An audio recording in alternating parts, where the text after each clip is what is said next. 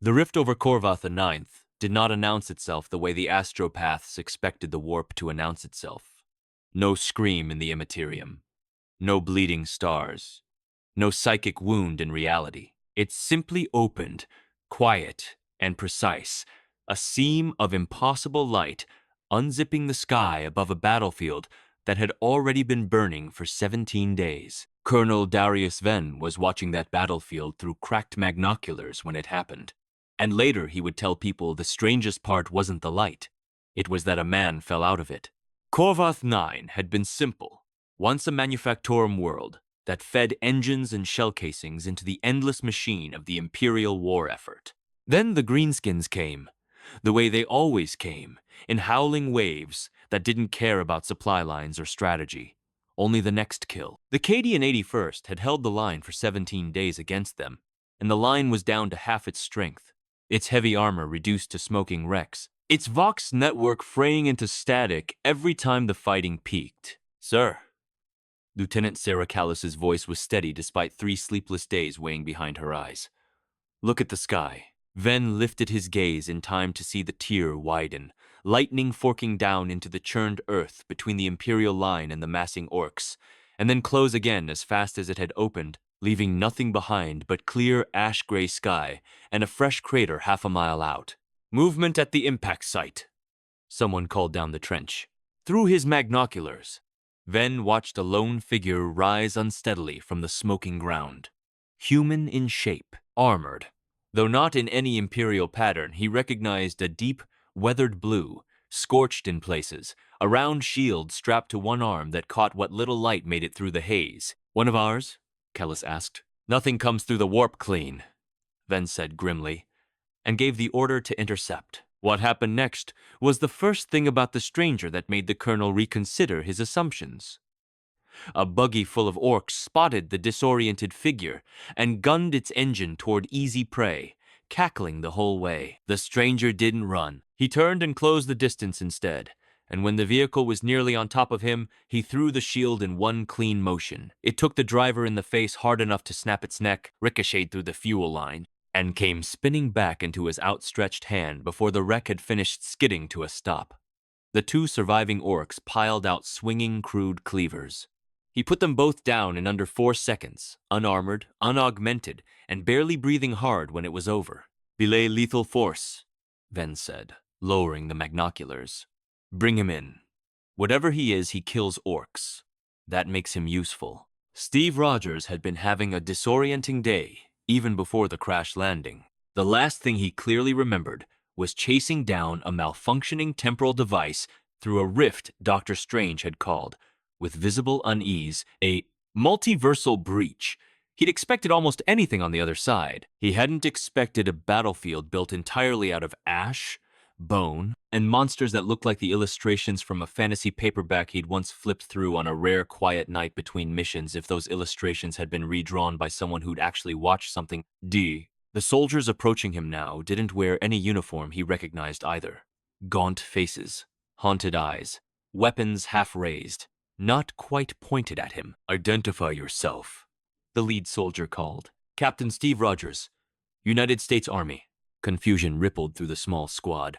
"I know of no regiment by that name," the sergeant said carefully. "What world do you hail from?" "Earth." "You claim to be from Holy Terra itself?" Before Steve could untangle that particular confusion, a roar rose from the direction the sergeant kept glancing toward a green tide beginning to surge forward in the distance. Thousands strong. "That discussion will have to wait," the sergeant said, suddenly formal. "The Horde attacks. Will you stand with us?" Some things held true no matter what universe you fell into. Innocent lives. A line about to break.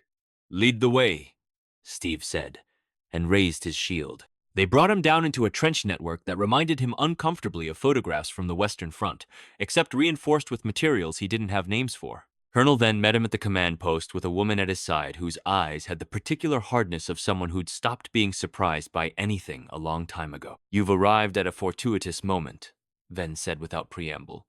"We are 2 days from reinforcement, and will not survive one. What is your assessment of the ground?" Steve studied the crude tactical map. "Those structures to the west, can you use them as a fallback position?" Force their numbers through a bottleneck instead of an open field. Ven's eyes narrowed with the particular focus of a man recalculating.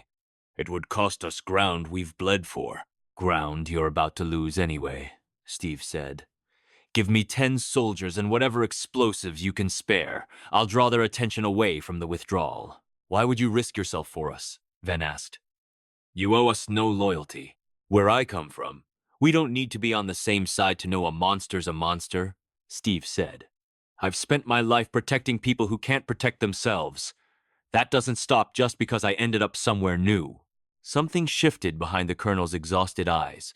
Recognition, maybe, of a kind of soldier he hadn't expected to meet out here. Lieutenant, give the captain what he needs. The demolition run through the ruins of an old shrine hall was Steve's first real look at this world's architecture. Skulls and eagles worked into every surviving arch, a visual language he didn't understand but could feel the weight of. Sergeant Tullis, leading the small squad, filled in details as they worked.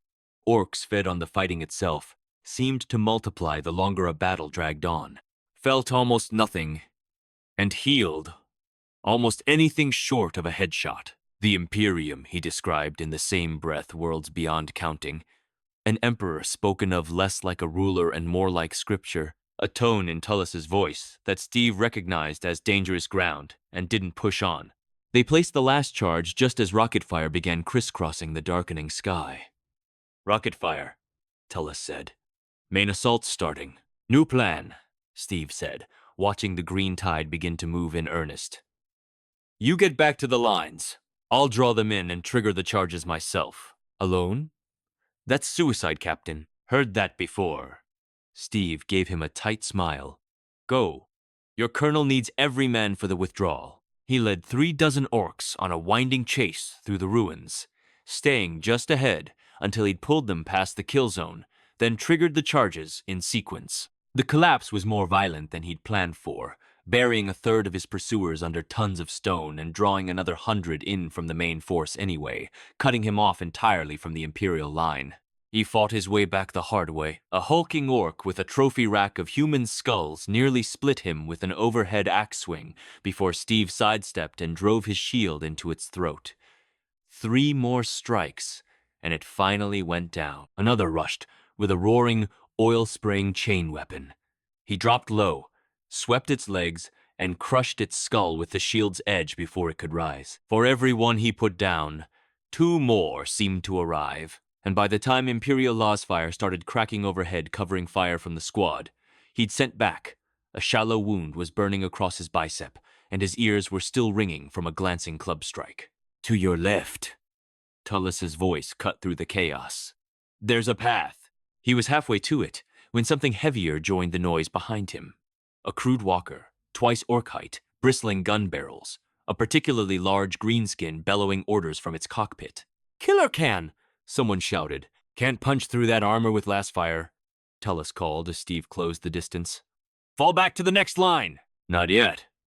Steve angled sideways behind a collapsed wall, circled wide while the squad drew the walker's attention, and came up its blind side. He climbed onto its back before the pilot noticed, drove his shield into the exposed control panel hard enough to shower sparks, and traded one brutal punch with the orc before the machine's ruptured fuel lines told him exactly how much time he had left. He leapt clear as it went up in a fireball that would draw every orc within earshot straight to that spot, which was exactly the point. Now we fall back, he told the astonished squad, rejoining them at a dead run. Tullis gave him a long look as they retreated.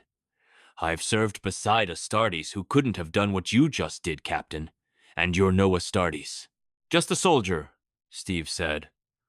Like you? No, Tullis said. You're something else entirely.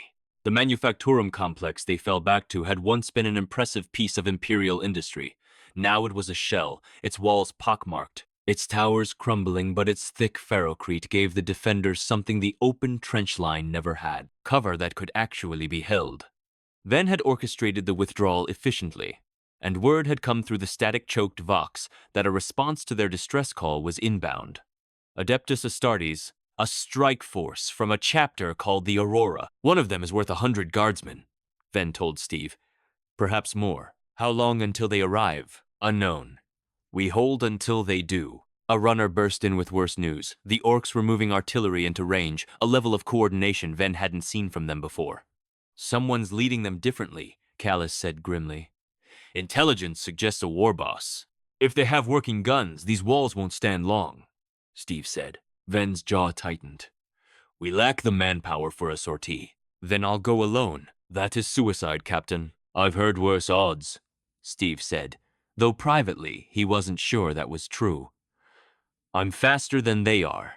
I can get close. 3 melta bombs were all the colonel could spare, enough to cripple half the Orks' guns.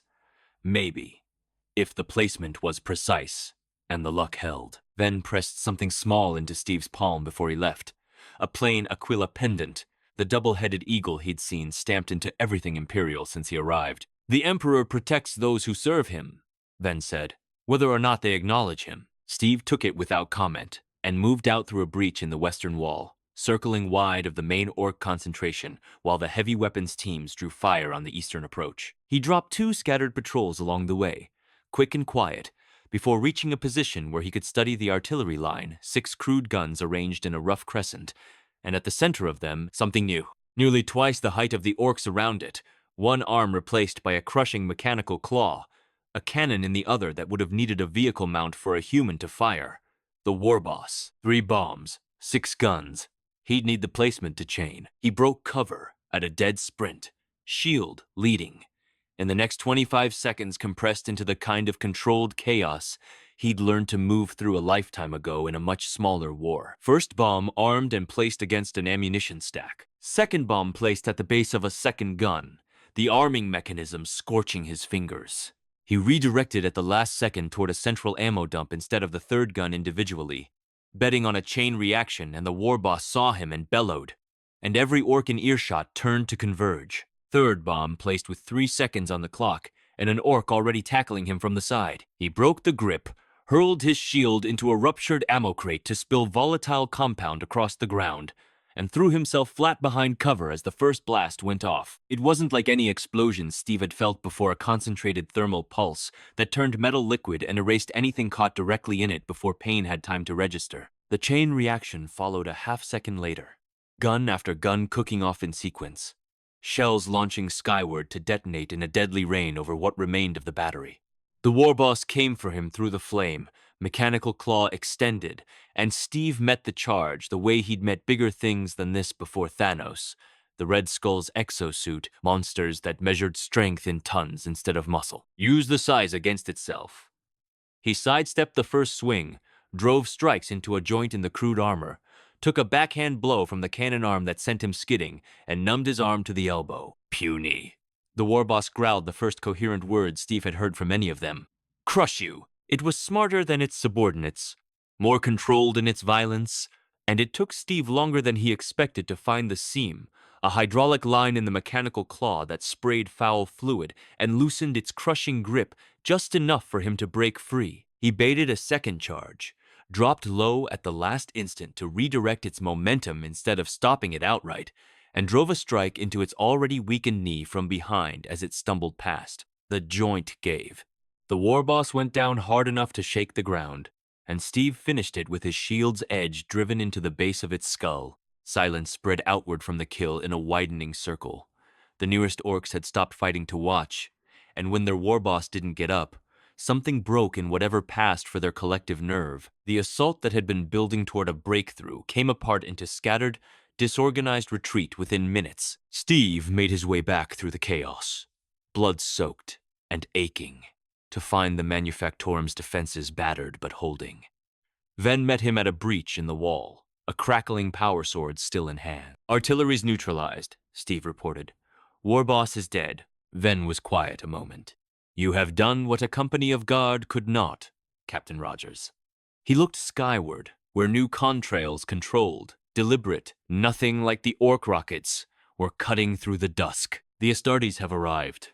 The drop pods hit like thunder, and out of them came figures that redefined Steve's sense of scale. 8 feet of blue and gold armor, humming with contained power, moving with a grace that made their size feel almost incidental. Their captain approached, helm marked with additional rank insignia, and Ven snapped to a formal salute. Colonel Ven, Cadian 80. First, we're honored by the Aurora's intervention. The Astartes captain surveyed the battlefield, the wrecked artillery, the scattered retreat, the battered but standing walls with visible approval before his gaze settled on Steve, and who bears no Imperial insignia, yet stands drenched in Ork blood. He arrived through a warp anomaly this morning, Ven said. Destroyed their artillery single-handedly, killed their war boss in single combat. Something like a shift of interest crossed what little of the captain's expression was visible. Incoming signatures, he said abruptly, helm turning west. They rally for a second assault. The renewed attack, when it came, lacked the war boss's coordination but made up for it in raw numbers, a green wave stretching to the horizon. Crude war machines grinding forward across blasted ground. Steve had fought in New York, in Sokovia, against an army that had nearly unmade half of all life in the universe. He had never seen firepower quite like what the Astartes brought to bear. Bolt weapons that didn't just wound but detonated inside a target after penetration. Plasma streams that reduced entire clusters of attackers to ash in a heartbeat. And where the greenskins reached the barricades anyway, chain weapons and power blades that cut through crude armor like it wasn't there. Steve fought alongside them for 6 unbroken hours. Not an engine of destruction like the transhuman giants around him, but something more precise, every movement calculated, no motion wasted. He pulled an Astartes clear when his overheated plasma weapon left him briefly exposed, held a breach with his shield alone, long enough for the warrior to draw a backup blade. He redirected guard heavy weapons teams towards structural weak points in the Ork war machines. His eye had picked out almost without thinking about it. By the time dawn broke gray and thin over Korvath IX, the greenskins had taken losses heavy enough to break their nerve completely, and the survivors were falling back toward the hills in scattered, leaderless bands. "They break," said the sergeant beside him, Titus, his armor scored but his voice steady. "Not permanently, but not today." Steve leaned against a barricade, every muscle in his body announcing itself at once. "Will they be back?" "Inevitably. But the Aurora will be waiting when they are." The captain's size, Steve learned. Once the man removed his helm to reveal a face marked by decades of old scars, studied him with a directness that felt less like suspicion and more like genuine curiosity. "You fight with a skill rare among the unaugmented. My battle brothers report you saved several of their lives today." "Steve Rogers," he said. "I'm not part of any regiment. Not from around here, if that wasn't obvious." "That much is evident." Sace's hand rested, not quite casually, near his sidearm. "Most who emerge from the warp carry taint. You show none. And you fought honorably." "I fight to protect people who can't protect themselves," Steve said. "That's the whole of it. Something that might have been respect." Crossed the Astartes captain's face. He gestured toward the manufacturum's central building, where medics were already working through the wounded. "The 81st owes their survival to you tonight, Captain Rogers. That is not spoken lightly here." Colonel Ven approached as Sace withdrew to coordinate with his brothers, his voice dropping low. "There is something you should know before you rest. An Inquisitor of the Ordo Xenos was already en route to this sector to investigate the warp disturbance that brought you here. He will be very interested in your arrival." "Inquisitor," Steve repeated. The word carried weight even without context. "The Inquisition answers to no one but itself," Ven said carefully. "Their methods are not gentle with anomalies of uncertain origin. If you have anything to hide, Captain, now is the time to think about how you present it. If I may speak plainly, you should consider your options before he lands." Steve turned that over as he was led to a spare room in what had once been an overseer's office, a cot, a basin, a ration pack that tasted the way military food always tasted, whatever the century. He cleaned the worst of the battle off his skin and sat with the ache settling into muscles that would be fine by morning regardless, and thought about the last 24 hours, a future so distant that Earth had become a word people said with religious reverence. Where he looked, of ordinary people trying to survive one more day of it. A knock interrupted the thought. Lieutenant Callis, in a clean uniform, the haunted look in her eyes unchanged. "Colonel wanted to know if you needed anything further." "I'm fine. Your soldiers fought well today." A brief, tired smile. "High praise from the man who took out an entire artillery line alone." It faded quickly. "There's something else. Not sanctioned." But the colonel wouldn't object if he knew. Steve raised an eyebrow. A Thunderhawk makes planetfall in 6 hours to retrieve equipment from an outpost 70 kilometers from here. The pilot owes the 81st, a debt from an earlier campaign. A word from me, and he'd grant passage to someone who preferred not to be here when the Inquisitor arrives. Where would it go afterward? To the chapter's battle barge, and from there wherever the Aurora goes next. Their business is their own. She held his gaze. I've seen what interests the Inquisition, Captain Rogers. Even heroes, especially the ones who don't fit anywhere in the Imperial creed. It was, unmistakably, an offer to disappear. Steve thanked her for the information and turned it over long after she'd gone running. Had never been his instinct, but this wasn't his war, and everyone he'd ever fought beside was already dust in a past this galaxy had long since forgot. And yet, the same principle held regardless of century or star system. Stand up for the people who can't stand up for themselves. Don't run from a fight worth having. At 0255, he was standing on the abandoned landing pad at the edge of the complex when a second set of footsteps approached from the dark Sace. Out of his armor now, dressed in a simple black body glove that did nothing to hide the sheer scale of him. Thought I might find you here, the Astartes said. Steve tensed slightly. Captain! If I'd come to stop you, I'd have brought a squad, not words. Sace nodded toward the incoming glow of the approaching Thunderhawk. Lieutenant Callus believes she's protecting you from inquisitorial scrutiny. She isn't wrong to worry. She's wrong about the solution. No one outruns the Inquisition once it's taken an interest. Leaving only adds evasion to whatever suspicion your arrival has already earned. Why tell me, if not to stop me? Because you've earned the right to choose with full knowledge of the cost, Sace said. And because I have another option to offer. The Aurora carries certain privileges within the Imperium, the right to claim valuable assets under our own protection. Were you to request sanctuary with the chapter? I could grant it. You'd still face the Inquisitor, but under our roof, not his. And the cost of that sanctuary? Service. Not as Astartes, you lack what implantation requires. As an auxiliary, a warrior of proven worth, we fight across a dozen systems against threats worse than the greenskins you met today. Your skill wouldn't go unused. The Thunderhawk touched down behind them, its ramp beginning to lower. 30 seconds of decision left before the pilot stopped waiting. Steve looked between the aircraft and the scarred, patient face of the Astartes captain, and thought about everything that had brought him to this exact moment, every war he'd fought because someone had to, every time the easier path had been to walk away, and he hadn't taken it. He reached out and clasped Sace's forearm in the warrior's grip he'd seen the Imperials use. Sanctuary, he said. On one condition. I fight to protect people. Not for an empire and not for an emperor. That doesn't change. Something that might have been the ghost of a smile crossed Sace's face. The Emperor protects mankind, Captain Rogers. In serving that purpose, you serve him whether you claim his creed or not. He released Steve's arm and gestured back toward the Manufactorum. Come, we have much to discuss before the Inquisitor lands. Behind them, the Thunderhawk's engines flared for a departure it would make without him. Steve glanced back once, then turned forward toward whatever waited next. What exactly would the chapter use me for?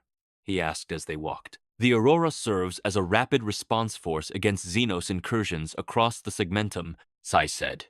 We strike, we eliminate the threat, we move on. But increasingly, we face something worse than Orks. His voice darkened. Tyranid hive fleets press inward from the rim. Whole worlds fall silent, one after another. My brothers die by the dozen holding back a living tide that doesn't stop, doesn't negotiate, and doesn't feel anything you or I would recognize as hesitation. And you think I'd make a difference against that? I think a man who destroyed an artillery line and killed a war boss with his bare hands has value against any enemy this galaxy can produce, Sace said simply. And I think the Emperor put you in our path for a reason, whether you credit him for it or not. Steve didn't share the conviction, but he understood the shape of it. He'd arrived exactly when he was needed, the way he somehow always seemed to. Maybe that meant something. Maybe it didn't. It didn't change what came next either way. Then I'll do what I can, he said, for as long as I'm here. They walked on through the wreckage in silence, past guardsmen too exhausted to do more than nod respect as he passed. Past the first gray light of dawn breaking over a landscape that had nearly killed everyone in it twice in one day. Somewhere out past the horizon, orcs were regrouping, Tyranids were pressing inward, and an Inquisitor was closing the distance with questions Steve didn't have easy answers for. None of it was his war. All of it, somehow, already was. He'd been a man out of time before. He knew how to carry that weight, and keep walking anyway, because somewhere in every century, in every galaxy apparently, there were people who couldn't protect themselves, and a line that needed someone standing on it who refused to move. That much, at least, hadn't changed crossing whatever unimaginable distance had brought him here. The shield was on his back. The sun was coming up, pale and reluctant, over a world that had survived one more night because he happened to be standing in the right place at the right time. It would have to be enough, for now, to start there. The Inquisitor's ship made planetfall 4 hours later than expected, delayed by residual warp turbulence that Sace muttered was probably still bleeding off the anomaly that had brought Steve here in the first place. Steve spent those hours in the Manufactorum's makeshift infirmary, not because he needed the bed, but because it gave him a reason to sit still while Ven's medics worked through the guardsmen who'd earned their wounds the hard way. He learned names. Private Ashen Core, 19 years old, who'd lost 2 fingers holding a barricade and wanted to know, with the flat curiosity of someone still in shock, whether Steve had really put his fist through a killer can's cockpit. A field medic named Brother Apothecary Yorin, attached loosely to Titus's squad, who examined the shallow wound on Steve's bicep with clinical interest and pronounced it already 3/4 healed, a rate of recovery he clearly found more alarming than reassuring. "You're not one of us," Yorin said, not unkindly, cleaning the wound anyway out of what seemed like professional habit more than necessity. "Whatever you are, story of my life," Steve said, and meant it more literally than the apothecary could have known. When the Inquisitor's shuttle finally settled onto the landing pad, it did so without fanfare, no honor guard, no announcement, just a matte black craft that seemed to swallow the weak morning light rather than reflect it. The woman who descended the ramp wore robes the color of old rust. Unarmored, unremarkable except for the rosette at her collar and the absolute, unhurried certainty with which she crossed open ground that half the Manufactorum's defenders still eyed with suspicion. "Inquisitor Senate Dre," Sace said quietly, falling into step beside Steve as they crossed to meet her. "Ordo Xenos. I've served alongside her once before. She is thorough. She is not cruel for its own sake. That is the best you can hope for." Dre's eyes found Steve before Ven had finished his formal report, and stayed there through the whole of it, the way a woman might study a door she suspected didn't lead, where the floor plan claimed it did. "You arrived through a rift with no corresponding warp signature," she said when Ven had finished. It wasn't a question. "That is, by every measure my order understands, impossible. Real space anomalies of that character do not open cleanly. They do not close cleanly. And they do not, in my experience, deposit a single unaugmented human being with no trace of psychic residue, no taint, and no discernible connection to any known xenos or heretical pattern." "I've had a strange couple of days," Steve said. The Inquisitor did not smile, but something in her expression suggested she'd noted the attempt. "Captain Seiss vouches for your conduct in battle. Colonel Ven credits you with the survival of his regiment. Neither of those things tells me what you are, only what you've done. And I find those 2 questions have a way of pointing in very different directions in this galaxy." She studied him another long moment.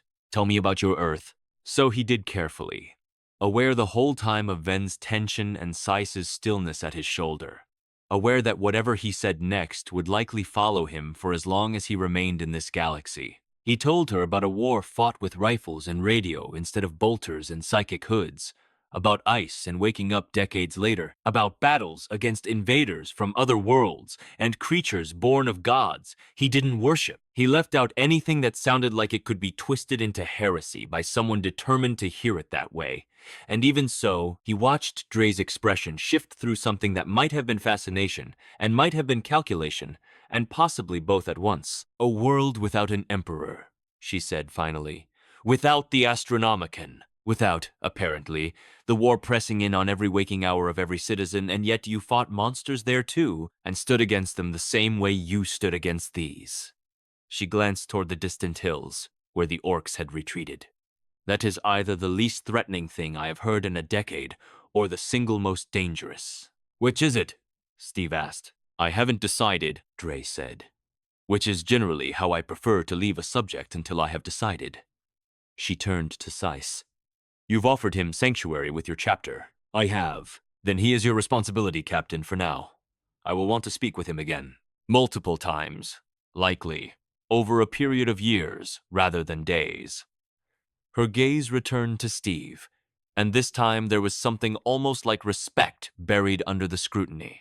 In the meantime, Captain Rogers, I'd advise you to keep doing precisely what you did on this battlefield. Men who prove useful to the Imperium in wartime tend to receive a great deal more patience from my order than men who prove merely curious in peacetime. Do not mistake that patience for trust.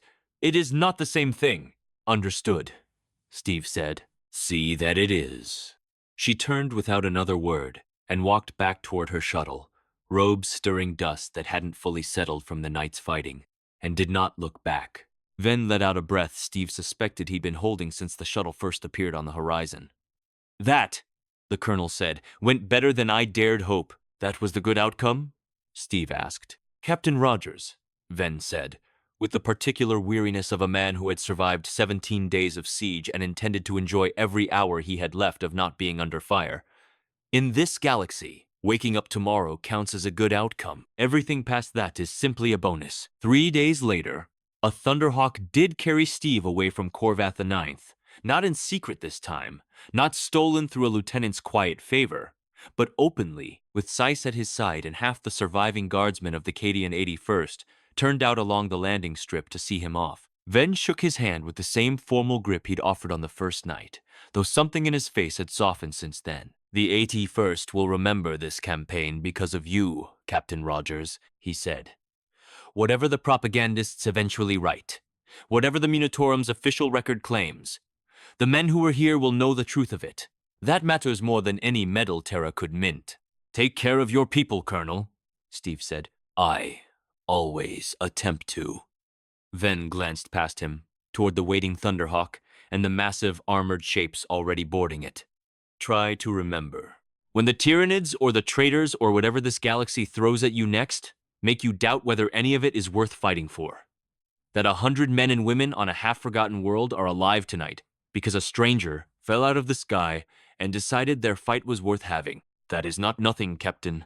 In this galaxy, it is very nearly everything. Steve thought about that as the ramp closed and the engines built toward a roar that shook the whole airframe, thought about it as Corvath the Ninth shrank beneath them into just another scarred world in an endless field of scarred worlds, thought about it long after the planet had vanished, entirely from the viewport, and there was nothing left to look at but the dark.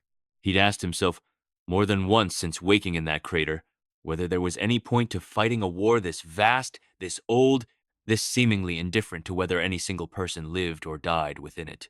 Ven's answer wasn't the kind that solved the question outright, but it was, Steve decided, a start, the same start it had always been, in every war he'd ever fought, on every world he'd ever stood his ground on. Someone needed protecting. He was there.